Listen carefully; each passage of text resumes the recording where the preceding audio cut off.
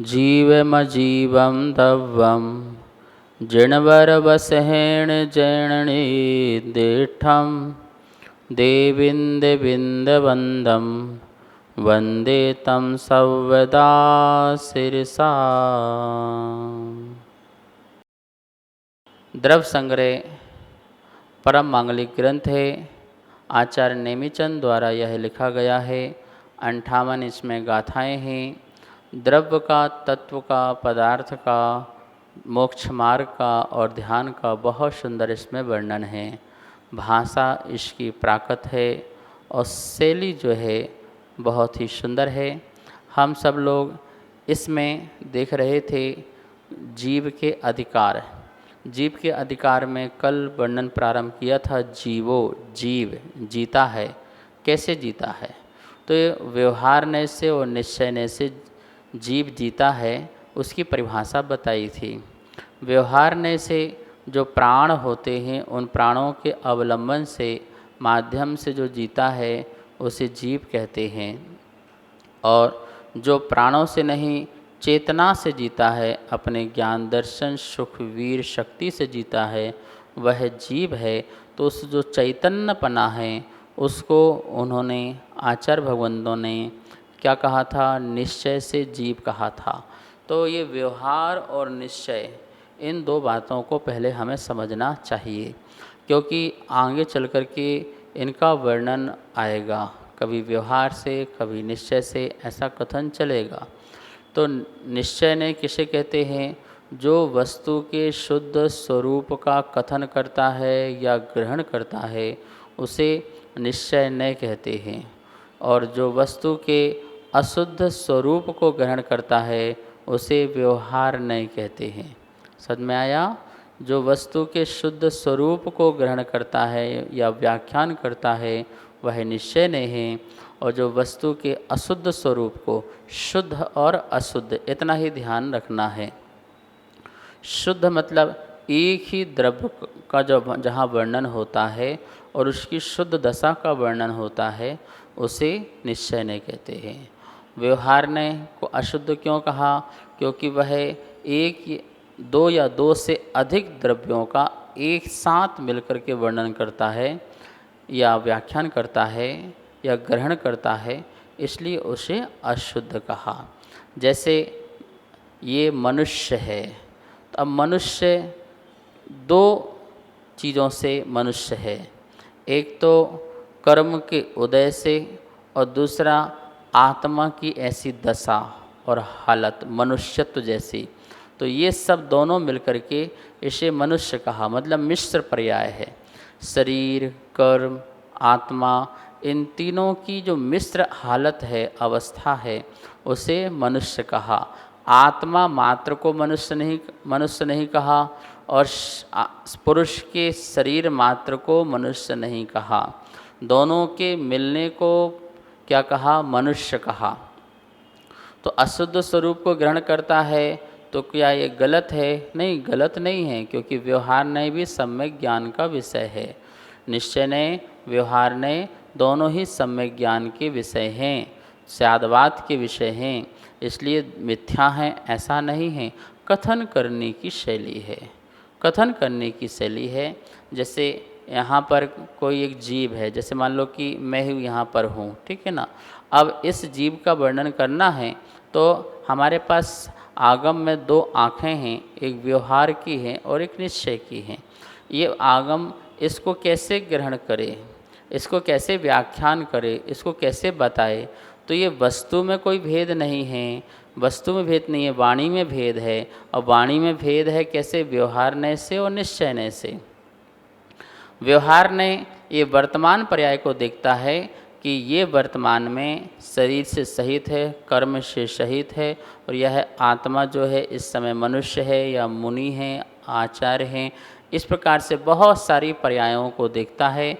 तो व्यवहार ने उसको ऐसा ऐसा नाम देता है क्या क्या नाम देता है। बोले ये मनुष्य है, ये मुनि हैं, ये आचार्य हैं, ये सज्जन हैं, ये सारे नाम जो हैं व्यवहारण्य देता है, क्योंकि व्यवहारण्य संपूर्ण को ग्रहण करता है। ये पूरा का पूरा देखो, ये जो है ये मनुष्य पर्याय को भी ले लिया, पर्याय को ग्रहण करता है। ठीक है। निश्चय नय जो है वो द्रव्य को ग्रहण करता है, और निश्चय नय एक ही द्रव्य को ग्रहण करता है। वो निश्चय नय की दृष्टि इसके शरीर में नहीं है, इसके आत्मा में है। वो आत्मा को देख रहा है। किसको देख रहा है? आत्मा को। और आत्मा में भी अशुद्ध आत्मा को नहीं देख रहा है, आत्मा में शुद्ध आत्मा को देख रहा है। वो कहता है कि जो ये दिख रहा है, जो चैतन्य है, वह आत्मा है, वह जीव है। लेकिन ये कहता है नहीं, जो चार प्राणों से जी रहा है वह जीव है। तो ऐसा हमें व्यवहारण्य और निश्चयन्य, ऐसा मत समझें कि व्यवहारण्य अशुद्ध को ग्रहण करता है तो वो तो फिर तो झूठा है, और झूठे को ग्रहण क्यों करना, वो तो मिथ्या हो गया। नहीं नहीं, ऐसा अर्थ लगाओगे तो गलत हो जाएगा। व्यवहार कथन की शैली है, तो उस शैली के माध्यम से समझाया जा रहा है। जैसे आपने अपने बच्चे को कहा पानी का गिलास ले आओ, ठीक है ना, तो ये कथन है। पानी का कभी गिलास होता नहीं है, या तो स्टील का होगा, प्लास्टिक का होगा, कांच का होगा, चांदी का होगा, सोने का होगा, अन्य धातु का भी हो सकता है, लेकिन कभी भी पानी का गिलास नहीं होता है। पानी तो उस गिलास में होता है, उस कांच के गिलास में पानी होता है, स्टील में पानी गिलास में पानी होता है, ठीक है ना। तो पानी अलग है, गिलास अलग है, लेकिन दोनों को मिक्स कर दिया, पानी का गिलास, पानी का गिलास। पानी का गिलास होता है? नहीं होता है। लेकिन व्यवहार में ऐसे सही है, अभिप्राय सही है, हमें पानी चाहिए, गिलास कोई भी हो, ठीक है ना, दोनों को मिक्स बना दिया। ऐसे ही जब निश्चय नहीं कहेगा तो वो क्या कहेगा? पानी जिसमें है वो गिलास, तो गिलास अलग है, पानी अलग है, वो भिन्न भिन्न कर देता है। दोनों एक साथ हैं पर भिन्न भिन्न कर दिया, तो सबको अलग अलग ले लेता है, उसे निश्चय नहीं कहते हैं। आपको बात समझ में आ गई ना? व्यवहार ने और निश्चय ने एक ही द्रव्य जिसका जो है केंद्रित हो, विषय जिसका, वो निश्चय नहीं, और जो बहुत सारे द्रव्यों को मिश्र करके बात करे वो व्यवहार नहीं होता है। अब गाथा नंबर जो अपनी तीसरी चल रही थी उसमें यही बताया गया था कि जीव व्यवहार नय से तीनों कालों में चार प्राणों से जीता है। यहाँ देखिए, तीन काल, भूतकाल, वर्तमान काल, भविष्य काल, ये तीन काल होते हैं। तीन काल होते हैं। जो चला गया वो हमारा जो है भूतकाल है, जो चल रहा है वो हमारा वर्तमान काल है, और जो आगे आएगा वो हमारा भविष्य काल है। तो हम पिछले में भी जीते थे, अभी भी जी रहे हैं, और आगे भी जिएंगे। तो तीनों कालों में ये जीव जीता है। किससे जीता है? चतुर्पाणा, चार प्राणों से जीता है। चार प्राण। प्राण किसे कहते हैं? देखिए यहाँ लिखा है, प्राण किसे कहते हैं? जिसके संयोग से ये जीव जीवन अवस्था को प्राप्त होता है और वियोग से मरण को प्राप्त होता है, उसे प्राण कहते हैं। प्राण की बहुत सुंदर परिभाषा है। जिससे जीवन मिले और जिसके जाने से जीवन चला जाए वो प्राण होता है। प्राण से जीवन मिलते हैं।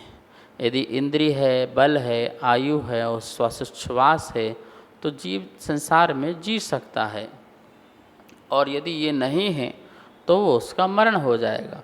प्राणों के वियोग का नाम क्या है? मरण है। और प्राणों के संयोग का नाम क्या है? जन्म है। तो जन्म और मरण किसका हो रहा है? किसका हो रहा है? जीव के साथ प्राणों का आना, ये क्या है? जन्म है। और जीव के से प्राणों का वियोग हो जाना, इसका नाम मरण है। तो आत्मा का जन्म मरण नहीं है, प्राणों का जन्म मरण हो रहा है। लेकिन चूँकि आत्मा इसको ग्रहण कर रही है, इसलिए कहा जाता है जीव का जन्म और जीव का मरण। क्योंकि प्राण इससे बहुत इसके संयोग और वियोग के साथ बने होते हैं, इसलिए जन्म मरण जीव का कहा जाता है। अपन लोग बोलते हैं ना आत्महत्या, आत्महत्या शब्द को देखें तो आत्मा की कभी हत्या नहीं होती है, लेकिन प्राणों की अपेक्षा से आत्मा की हत्या होती है। क्यों? क्योंकि इस जीव प्राणों से जीता है, संसार दशा में प्राणों से जीता है। अभी किसी का गला दबा दो मर जाएगा, ठीक है ना, तो कौन मर गया? जीव ही तो मर गया। जीव मर गया मतलब उसके प्राण मर गए, प्राण का वियोग हो गया और जीव कहीं जाके दूसरा प्राण ग्रहण कर लेगा, तो इसका तो वियोग हो गया, तो बस इसका मरण हो गया। ठीक है, तो आपको समझ में आ गया प्राण के बारे में। ये चतु प्राणा, चार प्राणों से जीव तीनों कालों में जीता है। जीवदि, जीवदो, जीवस्यदि, ऐसा धवला में बहुत सुंदर कथन आया है। जीवदि जीता है, जीवदो जीता था, जीवस्यदि जीवेगा, सो जीवो वह जीव है। अब देखिए प्राण भी दो प्रकार के होते हैं। यहाँ लिखा है प्राण के दो भेद हैं, द्रव्य इंद्री, भाव इंद्री। दो प्राण लगाएंगे, ठीक है ना, क्योंकि अभी अपन ने चार प्राण के भेद किए थे। जैसे इंद्री है, बल है, आयु है, स्वच्छ श्वास है, तो प्राण के दो भेद करते हैं, द्रव्य इंद्री और भाव इंद्री। मूलतः प्राण कितने हैं? चार हैं, इंद्री, बल, आयु और श्वासोच्छ्वास, मूलतः चार हैं। और उसके विस्तार करते हैं तो प्राण 10 प्रकार के हो जाते हैं। कितने प्रकार के हो जाते हैं? प्राण 10 प्रकार के हो जाते हैं। कौन कौन से? इंद्री जो 5 थीं उसको भेद करो तो 5 इंद्रियां हो जाएंगी। बल कितने होते हैं? 3, तो 3 प्रकार के बल हो जाएंगे, तो 5 और 3 कितने हो गए? 8। और आयु 1, श्वास 1, तो कितने हो गए? कितने हो गए? 10। ठीक है ना, आयु एक बार में एक ही का तो उदय होगा, सब आयुओं का उदय एक साथ तो हो नहीं सकता है। तो इस प्रकार से 5 इंद्री, 3 बल, 1 आयु और श्वासोच्छ्वास, ये 10 प्रकार के जो हैं प्राण हुआ करते हैं। 5 इंद्रिय में जानते हैं स्पर्शन, रसना, घ्राण, चक्षु और कर्ण, ये 5 इंद्रिय होते हैं। 3 बल में काय बल, मनोबल, वचन बल, ये क्या होते हैं? 3 बल होते हैं। तो ये 10 प्राण हैं, 10 प्रकार के प्राण। अब जो मैं आपको बता रहा था कि द्रव्य इंद्री और भाव इंद्री, देखो हमारी जो पुद्गल की जो संरचना होती है ये द्रव्य इंद्री है, और इसमें जो देखने की जो शक्ति होती है वो आत्मा की, वो हमारी भाव इंद्री होती है। तो इसी को हम कहते हैं द्रव्य इंद्री प्राण और भाव इंद्री प्राण, ऐसा अर्थ यहाँ पे समझना। अब इनकी एक एक की परिभाषा समझ लेते हैं अपन।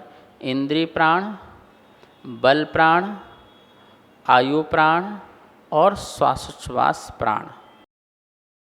यहाँ लिखा है देखिए, इंद्री प्राण द्रव्य इंद्री के निमित्त से उदय होने वाले छायोपशमिक भाव को इंद्री प्राण कहते हैं।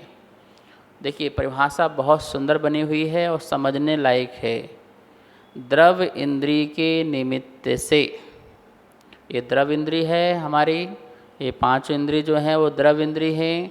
उस द्रव्य इंद्री के निमित्त से होने वाले जो छायोपशमिक भाव को इन इंद्रियों के माध्यम से जानने की जो शक्ति है आत्मा की, उस भाव को इंद्रिय प्राण कहते हैं। कौन से प्राण कहते हैं? इंद्रिय प्राण। मतलब ये इंद्रिय प्राण कौन हैं? हमारी आत्मा की शक्ति ही इंद्रिय प्राण है, इस बात को ध्यान रखना। ये प्राण हमारे इंद्रिय प्राण आत्मा के हैं और ये द्रव्य इंद्रिय के निमित्त से उदय में आते हैं।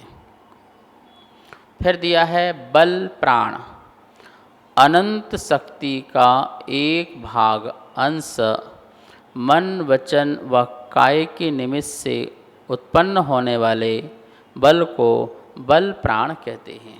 देखा आपने यहाँ पर क्या लिखा है, अनंत शक्ति का एक भाग एक अंश मन वचन और काय के निमित्त से उत्पन्न होने वाले बल को बल प्राण कहते हैं। आत्मा में अनंत शक्ति है, पूर्ण शक्ति उदय में नहीं आ रही है, लेकिन उसका कुछ अंश उदय में आ रहा है और वह मन वचन काय के बल के निमित्त से वो हमको दिखाई दे रहा है, वही हमारा जो है बल प्राण कहलाता है। आयु प्राण, जिसके उदय से भाव संबंधी जीवन और क्षय से मरण होता है, उसे आयु प्राण कहते हैं। ठीक है ना, जिसके उदय से क्या हो रहा है, हमारा भाव मिल रहा है, तो वो हमारा जन्म है और उसका क्षय हो जाता है तो मरण है। इस प्रकार से ये आयु प्राण है। श्वासोच्छ्वास प्राण लिखा है, शरीर में किसी भी प्रकार की वायु के आवागमन को श्वासोच्छ्वास प्राण कहते हैं। जैसे मुख से श्वास उच्छ्वास का निकलना, रोम छिद्रों से वायु का आना जाना, नाड़ी धमनी का चलना इत्यादि, ये सभी श्वासोच्छ्वास कहलाता है। अपने शरीर से देखिए, वायु निकलती है और शरीर जो है वायु को ग्रहण करता है, चाहे नासिका के माध्यम से हो, चाहे मुख के माध्यम से हो, चाहे शरीर के रोम छिद्रों के माध्यम से हो।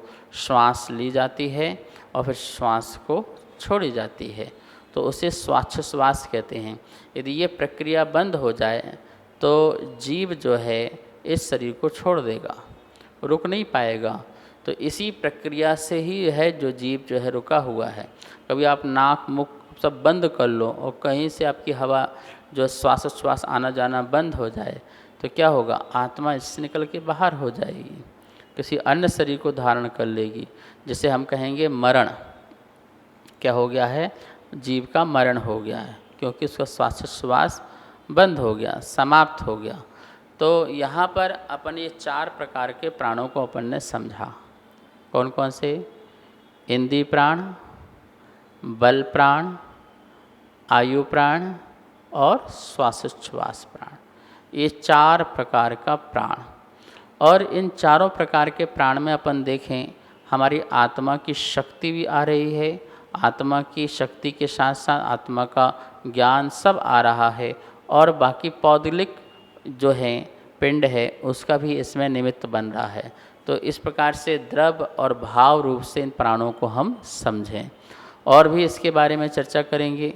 आज समय हो गया है, कल और भी अच्छा विषय लेंगे, कितने कौन से जीव को कितने प्राण होते हैं। कॉपी पेन लेके आप तैयार रहेंगे, ठीक है। वाणी के ज्ञान ते सूझे लोकालोक, सो वाणी मस्तक नमो, सदा देत हूँ धोख, सदा देत हूँ धोख। इस कार्यक्रम के पुण्यार्जक थे श्री खंडेलवाल दिगंबर जैन मंदिर, राजा बाजार, कनॉट प्लेस, नई दिल्ली, एवं श्री खंडेलवाल दिगंबर जैन मंदिर, वैदवाड़ा, दिल्ली के अंतर्गत खंडेलवाल दिगंबर जैन पंचायत, दिल्ली। जिनेंद्र जैन नरपतिया अध्यक्ष, धीरज जैन कासलीवाल महामंत्री, विजय लोहाड़िया विक्की उपाध्यक्ष, गौरव पाटोदी मंत्री, विनोद पांड्या कोषाध्यक्ष।